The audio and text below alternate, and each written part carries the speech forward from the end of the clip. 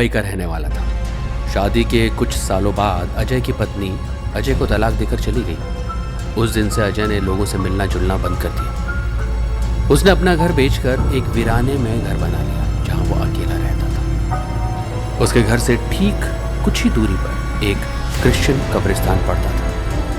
यूं कहा जाए कि अजय ने अपना घर ही कब्रिस्तान में बना लिया तो गलत नहीं होगा। लेकिन पिछले कुछ दिनों से अजय को वहां पर थोड़ा अजीब सा डर महसूस होता था और उसने अपने इस डर के बारे में कब्रिस्तान के चौकीदार डेविड से भी पूछा।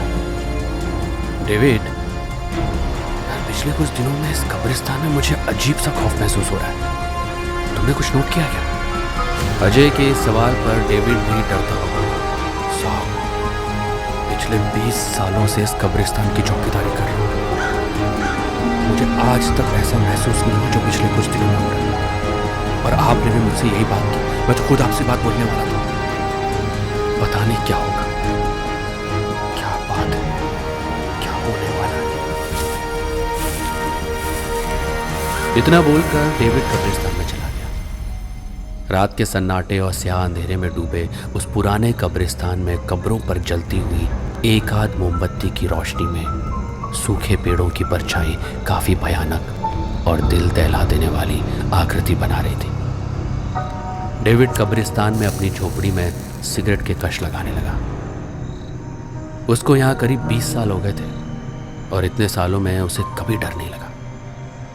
लेकिन वो अजय की बातों से भी सहमत था। उसे भी करीब 15-20 दिनों से अजीब सा डर लग रहा था।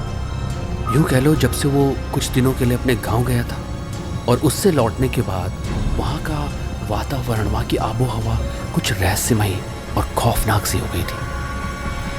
गहराती रात के साथ ही पूरे कब्रिस्तान में खून जमा देने वाली ठंड सी हो जाती है।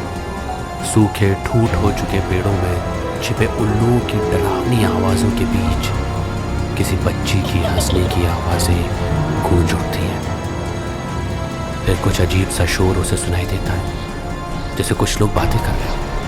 डेविड के दिमाग में अजय की कई बातें चल रही थी कि अचानक वो एक बच्ची के खिलखिला देने वाली हंसी की आवाज़ से उठ बैठा।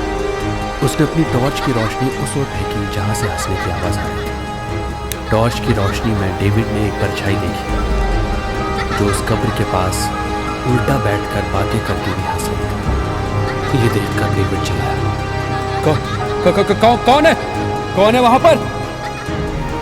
मगर अचानक डेविड के शरीर के सारे रोंगटे खड़े और खामोशी छा गई। कुछ ही पल बाद सूखी घास के चरपराने की आवाज़ों के साथ पेड़ों पर उल्टे लटक रहे चमगादड़ अपने डैने फड़फड़ाकर ची ची करते हुए इधर उधर मंडराने लगे।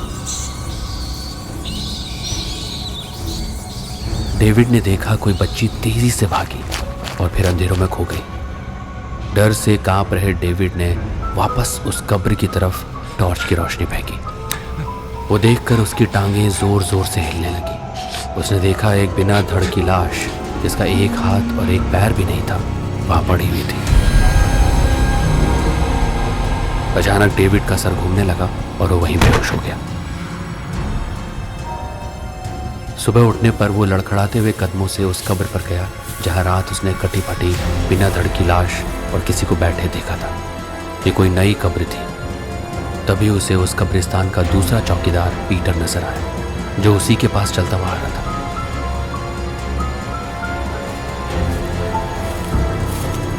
पीटर, जब मैं यहाँ नहीं था तुमने किसी मुर्दे को दफनाया था क्या? नहीं डेविड, तुम्हारे जाने के बाद यहाँ किसी को नहीं दफनाया गया। अच्छा, ये बता तूने कल रात किसी बच्चे की रोने की आवाज़ सुनी क्या? यार डेविड, कल रात तो मैं यहाँ था ही नहीं। जब मैं यहाँ नहीं था तब पहले तूने किसी बच्चे के रोने की आवाज़ सुनी थी? अरे यार डेविड, तुझे कितनी बार कहा थोड़ा शराब कम पिया कर। ये सब ज्यादा नशा करने का असर है डेविड, सुधर जा अभी भी। इतना कहकर पीटर वहां से चला गया। मगर भयभीत सा डेविड किसी अनहोनी की आशंका से कांपता सीधे अजय के पास गया और रात की सारी घटना उसने अजय को बता दी। अजय सोचता हुआ बोला, डेविड, मुझे तुम्हारी बातों पर यकीन है और शायद इसी वजह से कुछ दिनों से मुझे भी अजीब महसूस हो रहा है। लेकिन अब सवाल यह है कि हमें करना क्या चाहिए? साहब, मुझे लगता है हमें यह सारी घटना पुलिस को बतानी चाहिए। नहीं डेविड, पुलिस इस मैटर में कुछ नहीं करेगी। पहले तो हमारी बात पर यकीन नहीं करेगी। अच्छा सुनो, आज रात कब्रिस्तान में मैं भी तुम्हारे साथ रहूंगा, ठीक है?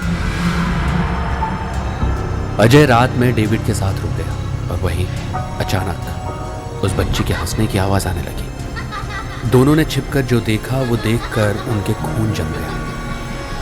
ठंड की सिरन भरी लहर उनकी रगों में दौड़ती। सामने का दृश्य दिल दहला देने वाला था। वहां कब्र खुली पड़ी थी और उस खुली हुई कब्र में टुकड़े टुकड़े में कटी हुई 3 लाशें पड़ी थी। आगे का दृश्य और खौफनाक था। वो बच्ची अपने हाथों में बड़ी सी सुई लिए लाशों के कटे हुए हिस्सों को सिल रही थी। इस हौलनाक दृश्य को देख अजय की चीख निकल आई। रात के उस गहरे सन्नाटे में चीखने की आवाज से उस बच्ची ने अपना चेहरा घुमाया और पलक झपकते ही भागकर अंधेरे में गुम हो गई। ये देख डेविड और अजय वहां से डरते हुए भागने लगे। अचानक डेविड पीटर से टकरा गए। अरे डेविड! अजय सर, आप लोग ऐसे कहां भागे जा रहे हैं रात में? और इतने डरे हुए क्यों लग रहे? क्या देख लिया आप लोगों ने? अजय ने एक ही सांस में सारी घटना पीटर को बता दी। सर यहाँ से कुछ ही दूर पर वो चर्च है ना, हम वहां चलते हैं। फादर डिसूजा से मिलना चाहिए हमें, जल्दी चलिए। कुछ ही देर के बाद वो सब फादर डिसूजा के पास पहुंच गए। फादर उनकी बात शांति से सुनते रहे और उन्होंने अपनी आंखें बंद कर ली। और कुछ देर बाद आंखें खोलकर उन्होंने कहा, चलो मेरे साथ। कुछ देर के बाद फादर और वो सब उसी कब्र के पास खड़े हो गए। फादर कुछ पढ़कर चीख कर बोले, सामने आ जाओ। फादर ने ये कहा ही था कि 10 साल की बच्ची अचानक से हंसते हुए उन सबके सामने आकर खड़ी हो गई। बोल, कौन है तू और इन लाशों के साथ क्या कर रही है? कौन लगते हैं तेरे?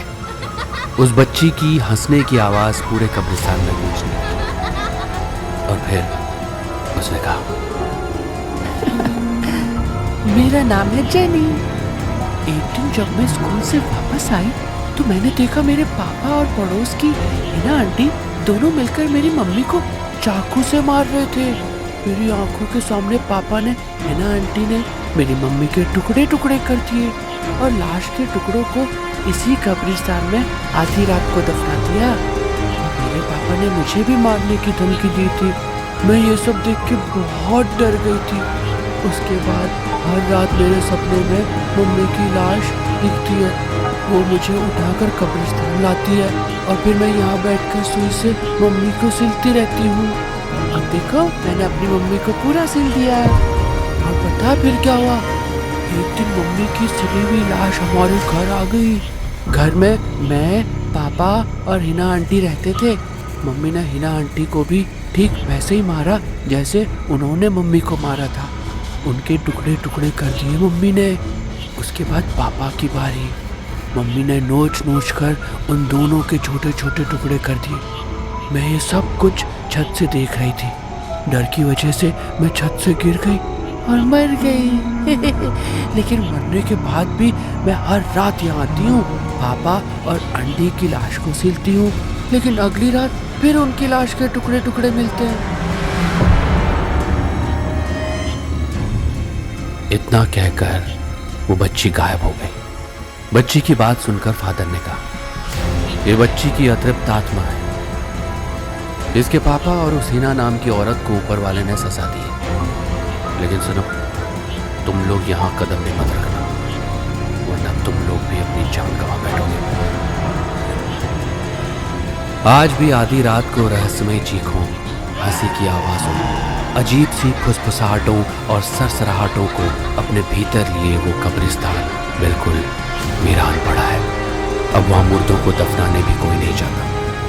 अजय भी अपने उस मकान को छोड़कर चला गया और अब वहाँ सन्नाटे और दहशत के अलावा कुछ नहीं है।